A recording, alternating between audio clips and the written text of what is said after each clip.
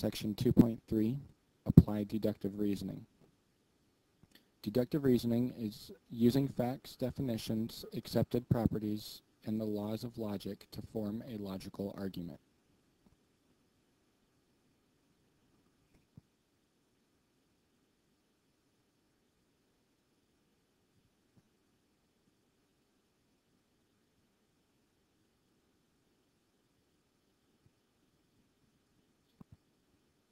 There's two laws of logic we're going to talk about today.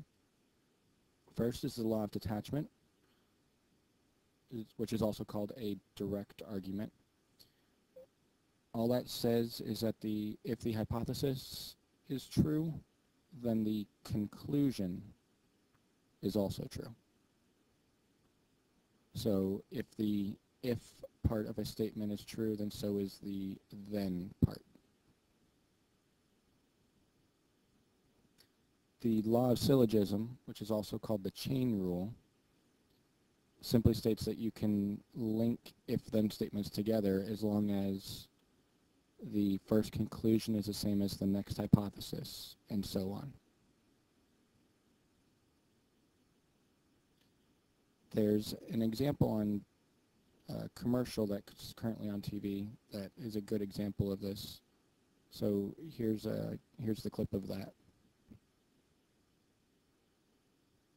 When your cable company keeps you on hold, you get angry. When you get angry, you go blow off steam. When you go blow off steam, accidents happen. When accidents happen, you get an eye patch. When you get an eye patch, people think you're tough. When people think you're tough, people want to see how tough. And when people want to see how tough, you wake up in a roadside ditch. Don't wake up in a roadside ditch. Get rid of cable and upgrade to DirecTV. Call 1-800-DirecTV.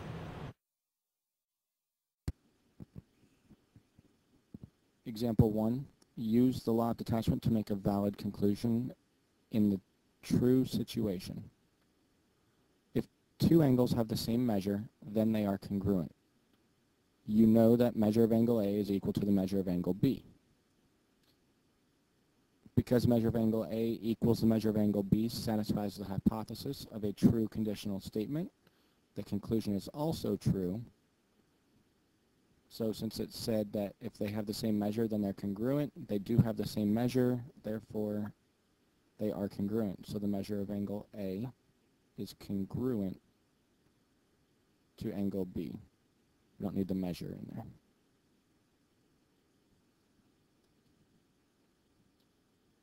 Part B, Jesse goes to the gym every weekday. Today is Monday. That's not an if-then form, so we're going to convert it. So the hypothesis there is going to be, since the statement is Jesse goes to the gym every weekday, you could reword that to be, if it is a weekday, then Jesse goes to the gym. So the hypothesis is, if it's a weekday,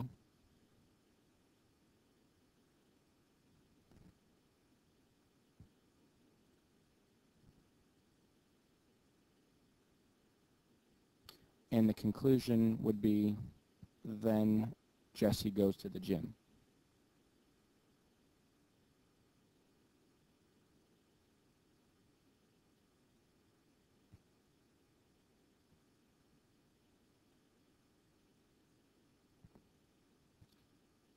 Then it says today is Monday. Since Monday is a weekday, you can conclude that Jesse will go to the gym.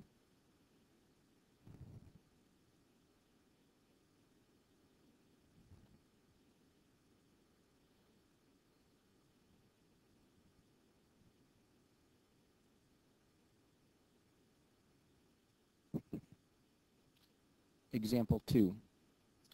If possible, use the law of syllogism to write the conditional statement that follows from the pair of true statements. If Ron eats lunch today, then he will eat a sandwich. If Ron eats a sandwich, then he will drink a glass of milk. Since the conclusion of the first statement is the hypothesis of the second statement, they both say he will eat a sandwich, you can write them together if Ron eats lunch today, then he will drink a glass of milk.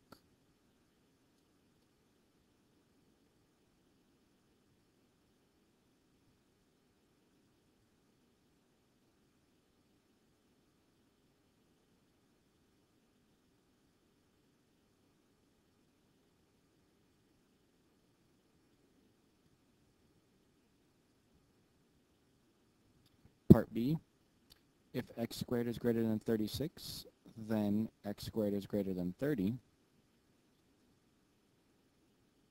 If x is greater than 6, then x squared is greater than 36. So for this one, they're not quite in order. You notice the x squared is greater than 36 in both of them. So the conclusion of the second statement is the same as the hypothesis of the first. So we can put them together. If x is greater than 6, then x squared is greater than 30.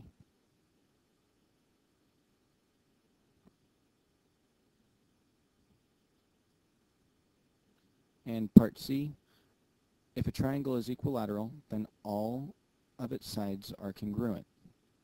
If a triangle is equilateral, then all angles in the interior of the triangle are congruent. So in this, we do have some things that are the same. The hypothesis of the first, triangle is equilateral. And we have triangle is equilateral here in the second statement. But they're both in the hypothesis, so that doesn't work for the chain rule. Neither statement's conclusion is the same as the other statement's hypothesis. So you can't use the law of syllogism to write a new conditional statement.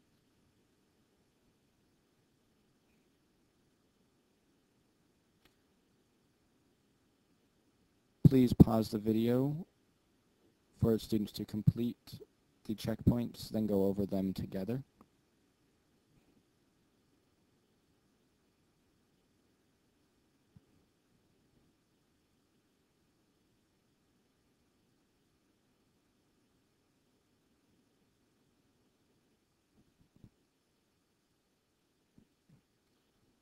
Example 3. What conclusion can you make about the sum of an odd integer and an odd integer? So step 1, we're going to look for a pattern using several examples. Try to get a mixture of all sorts of different type sets of odd integers, so that way we can make a good conclusion. So starting with negative and a positive, negative 3 plus 5 is 2.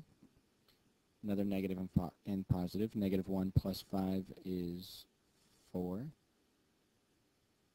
3 plus 5, both positive. We get 8. Negative 3 and negative 5, two negatives this time. We get negative 8. Positive first and a negative second. 1 plus negative 5, we get negative 4. And finally, 3 plus negative 5 is a negative 2. So if you look at these, every one of our answers is an even. So we can make the conjecture that an odd plus an odd equals an even.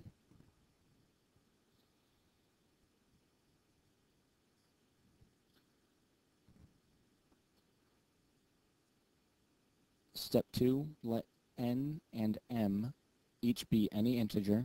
Use deductive reasoning to show the conjecture is true. So 2n and 2m, those are both going to be even integers, because any integer multiplied by 2 is even.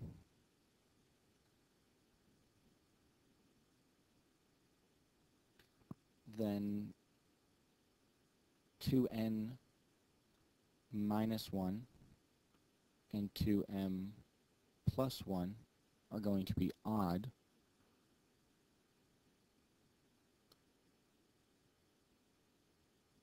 because 2n and 2m are both even.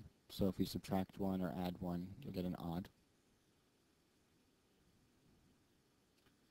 So then we're going to put those two together. If those are both odd, 2n minus 1 and 2m plus 1 will both be, that's going to be the sum of two odd integers. So it's the sum of an odd integer, 2n minus 1, and another odd integer, 2m plus 1.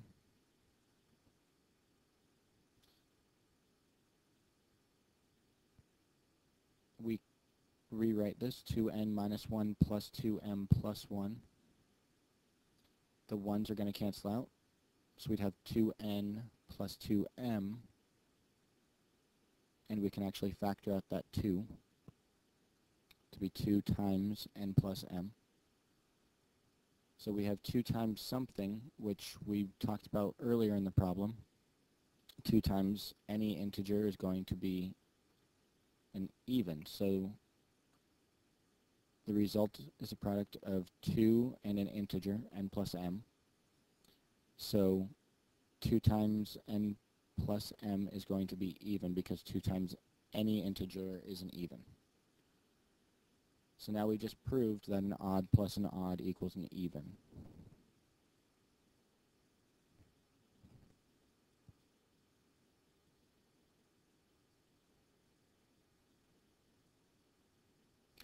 Please pause the video and allow students time to complete checkpoint 3, then go over as a class.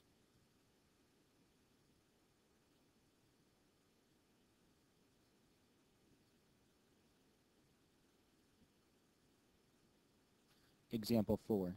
Tell whether the statement is a result of inductive reasoning or deductive reasoning. Explain your choice.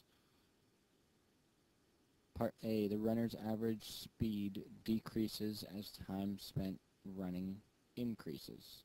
So the longer they're running, the speed is decreasing. That is going to be inductive reasoning, because it's based on a pattern. When you look at patterns, that's inductive. Part B, the runner's average speed is slower when running for 40 minutes than when running for 10 minutes. That's deductive reasoning, because you're comparing values from the graph and you're just looking at the facts.